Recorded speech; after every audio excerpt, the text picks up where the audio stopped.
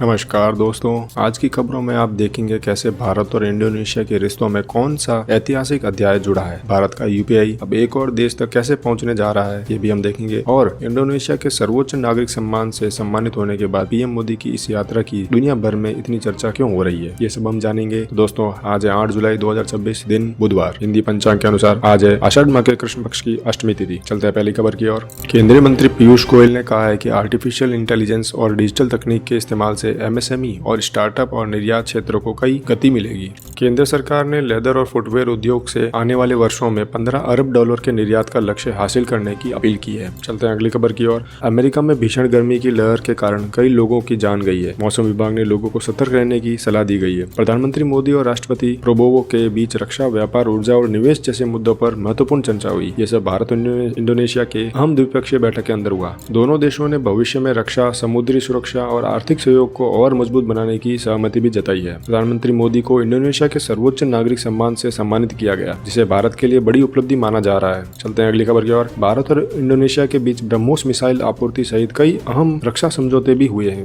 अब एक news WhatsApp से जुड़ी है। व्हाट्सएप ने फिलहाल भारत में यूजर नेम फीचर लॉन्च नहीं करने का फैसला किया है। सरकार से चर्चा के बाद आगे निर्णय लिया जाएगा। दोनों देशों ने समुद्री सुरक्षा बढ़ाने के लिए अपने कोस्ट गार्ड के बीच सहयोग मजबूत करने का फैसला भी लिया है। यह भी भारत और इंडोनेशिया की समझौतों में से एक जुड़ा है। मिजोरम विश्वविद्यालय का संग्रहालय देश का 21वां राष्ट्रीय रिपोजिटरी घोषित किया गया, जिससे जैव विविधता, सुरक्षा और संरक्षण को बढ़ावा मिलेगा। केंद्रीय गृह मंत्री अमित शाह ने दिल्ली को और हरा भरा बनाने के उद्देश्य से बड़े पौधारोपण अभियान की शुरुआत की है, जिसमें 70 लाख पौधारोपण किए जाएंगे। सरकार ने आईटीआई संस्थानों को आधुनिक बनाने के लिए 1237 करोड़ रुपए से अधिक के निवेश को मंजूरी दे दी है। जून 2026 में देश में इलेक्ट्रॉनिक कारों की बिक्री पिछले साल की तुलना में दुगनी से अधिक बढ़ी है। प्रधानमंत्री मोदी ने इंडोनेशिया में IIM बेंगलुरु का पहला विदेशी कैंपस खोलने की घोषणा की है। चलते हैं अगली खबर की ओर।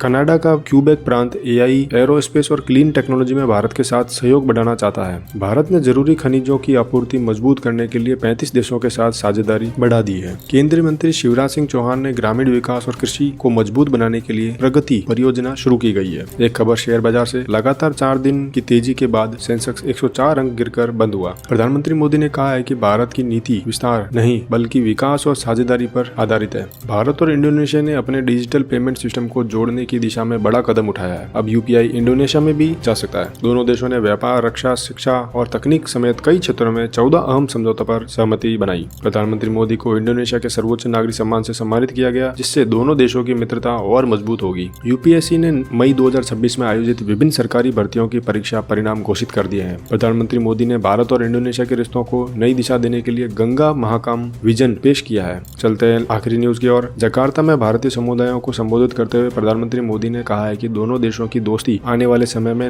नए आयाम स्थापित करेगी और कई क्षेत्रों में मिलकर काम किया जाएगा। तो दोस्तों, ये थी अब तक की अहम न्यूज। कल फिर मिलेंगे इसी समय, तब तक के लिए जय हिंद, वंदे मातरम।